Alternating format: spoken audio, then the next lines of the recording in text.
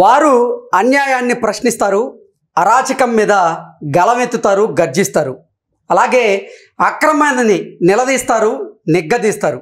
అందులో భాగంగానే వైకాపా అధినేత జగన్మోహన్ రెడ్డి ఇటీవల కాలంలో పర్యటనల పేరుతో ఆయన సృష్టిస్తున్నటువంటి గందరగోళం మీద వారు గళమెత్తారు. ఈ నేపథ్యంలోనే జగన్మోహన్ రెడ్డి టీం వారిని బెదిరించేటువంటి ప్రయత్నం చేస్తూ ఉంది. మేము అధికారంలోకి వస్తే మీ అంతు చూస్తామంటూ వారిని ఇబ్బంది పెట్టేటువంటి ప్రయత్నం అయితే చేస్తుంది. ఈ నేపథ్యంలోనే వారు మనతో ఉన్నారు. పొన్నవోలు సుధాకర్ రెడ్డి గారి వ్యాఖ్యల మీద వారి స్పందన ఏంటనేది మనం తెలుసుకుందాం. ప్రస్తుతం మనతో పాటు ఉన్నారు ప్రముఖ రాజకీయ విశ్లేషకులు అడుసుమల్లి శ్రీనివాసరావు గారు, అలాగే రాజేష్ అప్సాని గారు. వారితో మాట్లాడదాం. సార్ నమస్తే అండి. నమస్కారం.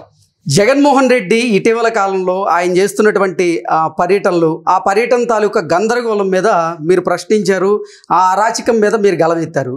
ఈ నేపథ్యంలో వారు గనక అధికారంలోకి వస్తే మీ అంతు చూస్తామంటూ మిమ్మల్ని పొన్నవోలు సుధాకర్ రెడ్డి బెదిరించేటువంటి ప్రయత్నం చేస్తున్నారు. దాని మీద మీ స్పందన ఏంటి సార్? అసలు ఇక్కడ యాక్చువల్గా పొన్నవోలు సుధాకర్ రెడ్డి గారు అంత సీరియస్గా స్పందించాల్సిన అవసరం ఉండదు మామూలుగా అయితే. కానీ సహజంగానే జగన్మోహన్ రెడ్డి గారి మీద నేను ప్రత్యేకించి ఆ సందర్భంలో ఒక టీవీ డిబేట్ చర్చా సందర్భంలో నేను చేసిన వ్యాఖ్యల పట్ల వాళ్ళకి ఖచ్చితంగా బాధ వచ్చే ఉంటుంది, వస్తుంది, సహజం అది. అయితే వాళ్ళు కూడా అదే విధంగా సమాధానం చెప్పగలిగి ఉండాలి. దానికి వాళ్ళ మోకలను మా మీద తోలాల్సిన అవసరం లేదు. ఎందుకంటే మా భాష ఎప్పుడు కూడా చాలా అదుపులో ఉంచుకుని. ఇప్పుడు పొన్నవోలు సుధాకర్ రెడ్డి గారి స్పందనకి నాకేం విచిత్రం అనిపించలేదండి.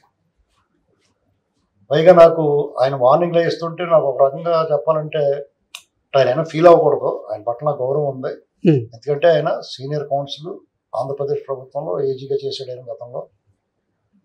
కాబట్టి అతను చదువుకు కానీ అతను హోదాలకు కానీ మన గౌరవం ఇవ్వాలి, అతని వయసుకి కానీ. కానీ అతను మాట్లాడినప్పుడు చూస్తే నాకు నిజంగా చెప్పాలంటే కామెడీ అనిపించింది నాకు. ఓకే, ఆయన వార్నింగ్లు ఇవ్వడం ఏమో చూసి ఎందుకు అలాగ అనిపించిందని మీకు సందేహం రావచ్చు. నేను గతంలో కానీ రాజేష్ గారు కానీ మొన్న వాళ్ళు గిలగల్లాడుతున్నా గింజుకుంటున్నా నేను చేసిన వ్యాఖ్యల పట్ల వాళ్ళు గిలగల్లాడుతూ ఉన్నారు కదా, అంతకు మించిన కఠిన వ్యాఖ్యలు గతంలో చేస్తున్నా.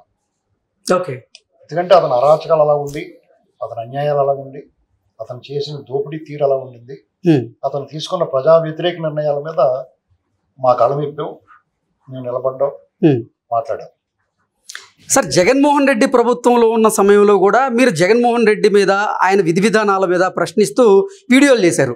అప్పుడే భయపడలేదు, మరి ఇప్పుడు భయపడతారని ఆయన ఎలా అనుకున్నారు? ఆయన ఎలా వార్నింగ్ ఇవ్వాలనుకున్నారు అసలు మీకు? ఇప్పుడు యాక్చువల్గా వాళ్ళు నేను ఏం మాట్లాడానో పూర్తిగా చూసుంటే వాళ్ళు నన్ను ఏమన్నా అంటానికి నోరు రాకూడదండి. ఎందుకంటే నేను మాట్లాడిన దాంట్లో అది నా గొంతు మాత్రమే కాదని భావించాలి. ఆంధ్రప్రదేశ్లోనూ ఈ ప్రపంచంలో తెలుగు వాళ్ళు ఎక్కడ ఉంటే అక్కడ వాళ్ళలో 180 మంది మనసులో మెదులుతున్న భావన నేను మాట్లాడింది.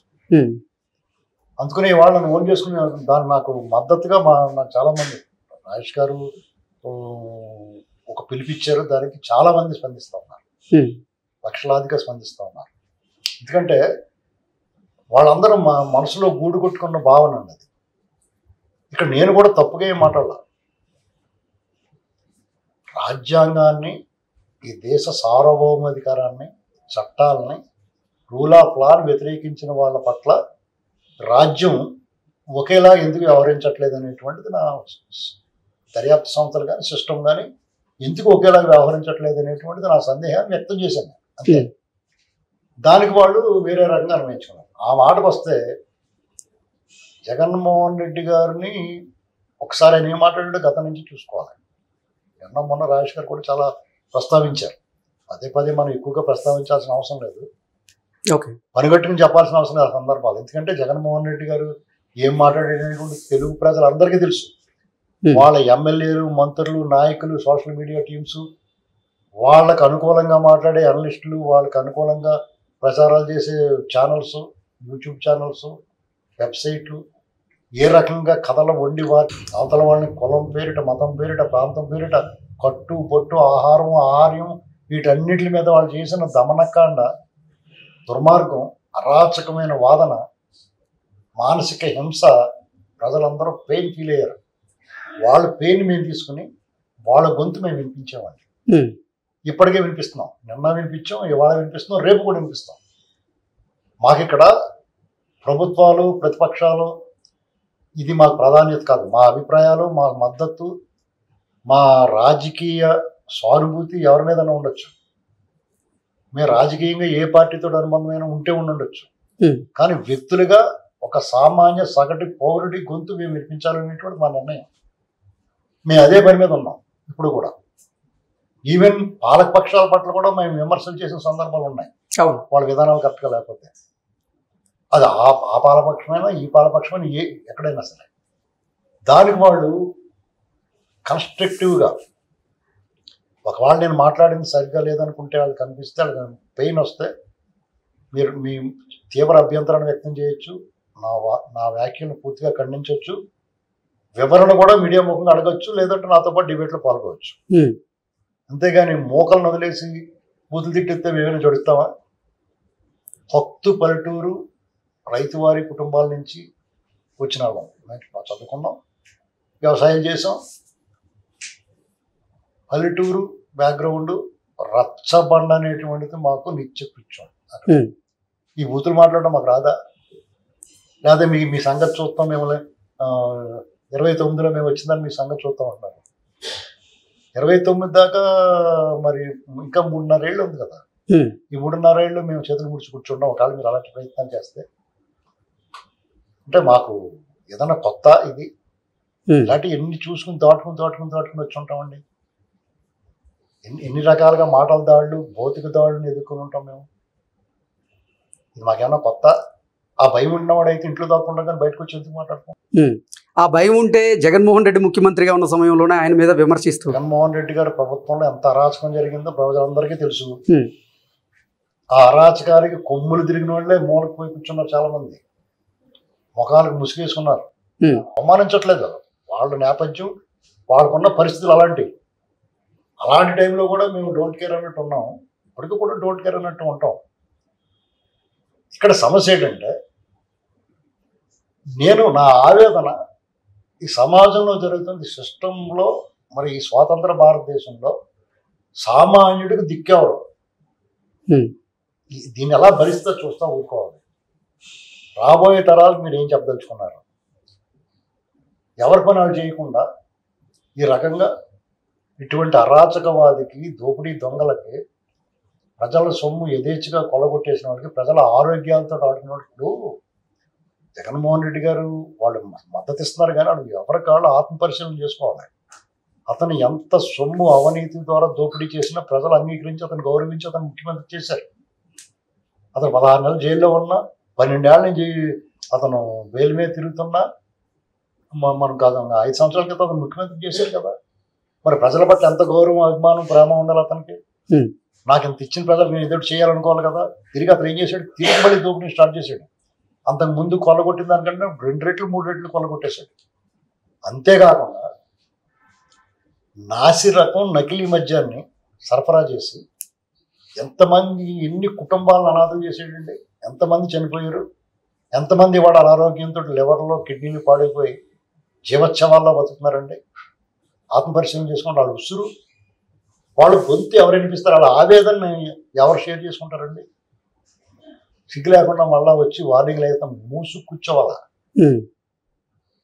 మీరు ఎవడైనా సరే, నేనైనా ఇంకొకడైనా, మనం అన్నామంటే అనిపించుకోవడానికి సిద్ధంగా ఉండాలా, కొట్టేమంటే కొట్టించుకోవడానికి సిద్ధంగా ఉండాలి, దేనికైనా రెడీగా ఉండాలి. వాళ్ళు అంటాం, మేమంటాం, మీరు పడాలని అనుకుంటే కుదరదు, ఆపేయాలి, అన్నీ ఆపేయాలి మీరు. ఓకే, ఎందుకంటే మీకు అర్హత కోల్పోయారు. మీకు ప్రజలు రాజకీయంగా మిమ్మల్ని ఊడ్చావతలు పారేశారు, నైతికంగా మీకు అర్హత కోల్పోయారు. మీరు ఎవరిని ప్రశ్నించలేరు. మీరు జగన్మోహన్ రెడ్డి ప్రతిపక్ష నేతగా ఉన్నప్పుడే చంద్రబాబు నాయుడు గారిని కొట్టి చంపండి, కాల్చి చంపండి అని మాట్లాడాడు. ఆయన చావుని కోరుకున్నాడు, అతను మేము చావుని కోరుకోమండి. జగన్మోహన్ రెడ్డి ఘోరంగా ఓడిపోవాలి అని కోరుకున్నాం, ఓడిపోయాడు. సార్, అరాచకానికి వ్యతిరేకంగా గలమెత్తుతున్న వారి గొంతు నొక్కేయాలనే ప్రయత్నం జరుగుతోంది. మీ ఆత్మస్థైర్యం దెబ్బతీసేలాగా కొన్ని వ్యాఖ్యలు చేస్తున్నారు, ఇలా బెదిరింపులకు పాల్పడుతున్నారు కదా, ఏంటి మీకేమనిపిస్తుంది సార్ అసలు? ఇప్పుడు అదేనండి, ఇప్పుడు అతను మేము చావుని కోరుకోమండి, అతను ఘోరంగా ఓడిపోవాలని కోరుకున్నాం. అతను ఓడిపోతాడని కూడా చెప్పాము మేము. ఎలక్షన్ల ముందు కాదు మేము చెప్పింది, ఎలక్షన్లకు 3-4 ఏళ్ళు ముందు చెప్పాం మేము. ఘోరంగా ఓడిపోతారు. అతని వ్యవహార తీరు, అతని వ్యవహార శైలి, ప్రజా వ్యతిరేక నిర్ణయాలు చూసి ఇటువంటి వాడు ప్రజలు అంగీకరించిన అతను అరాచకం చూసి అని చెప్పాం. అతను మేము అనుకున్నట్టుగానే ఘోరంగా ఓడిపోయాడు. ఇప్పుడు మేమేమి కోరుకుంటున్నామంటే అతను చేసిన తప్పులకు శిక్ష అనుభవించాలి, ఓకే, జైలుకి వెళ్ళాలి. ఇది మేము కోరుకునేది. అది చనిపోవాలని కోరుకోమండి మేము. అయితే వాళ్ళు దానికి మీరు అడిగినట్టుగా వాళ్ళు మా మీద బెదిరింపులు లేకపోతే వ్యక్తిత్వ హరణ చేయడానికి ట్రై చేస్తా ఉన్నారు. We don't care just. ఎందుకంటే దాని అసలు లక్ష్యం ఇప్పుడు భీష్ముడు సెకండ్లతో యుద్ధం చేయడండి, ఆయుధాలను వదిలేస్తాడు కదా. అవును, డెఫినెట్గా నా ఆలోచన అలాగే ఉంటుంది. నువ్వు వీరుడితోటే యుద్ధం చేయాలా, దమ్ముగా మాట్లాడాలి. నీకు దమ్ము ఉంటే మాట్లాడాలా. అంతేగాని అందరూ దాక్కుని ఏమన్నా తీసుకొచ్చి ఆడుకొని కూర్చోబెట్టి మాట్లాడిస్తే నేను ఇవాళకి నేను మొన్న మాట్లాడిన మాటలు ఇవాళకి కట్టుకుంటున్నాను. నా ఆవేదన అర్థం చేసుకోండి ఎవడన్నా. ఈ సిస్టమ్ ఎలా పనిచేస్తుంది, దర్యాప్తు సంస్థలు ఏం పీకుతున్నాయి, ఎందుకు వదిలేసారు, ఇతను ఏంటి స్పెషల్, ఇతను ఏమైనా జరి ఎంట్రీలు ఉన్నాయా? ఒక సామాన్యుడు తప్పు చేస్తే ఎలా వ్యవహరించాలో, ఇతను తప్పు చేస్తే ఎలా వ్యవహరించాలో రెండు ఒకలాగే ఉన్నాయా? ఇది దేశం ముఖ్యంగా తెలుగు ప్రజల మనసులో మెదులుతున్న ప్రశ్న ఇది. దీనికి సమాధానం చెప్పి ఫస్ట్ జగన్మోహన్ రెడ్డి వాళ్ళ గ్యాంగ్ చేసిన వ్యాఖ్యల పట్ల ఈ సిస్టమ్ ఎలా స్పందించింది దానికి సమాధానం చెప్పిన తర్వాత మాతో మాట్లాడమనండి.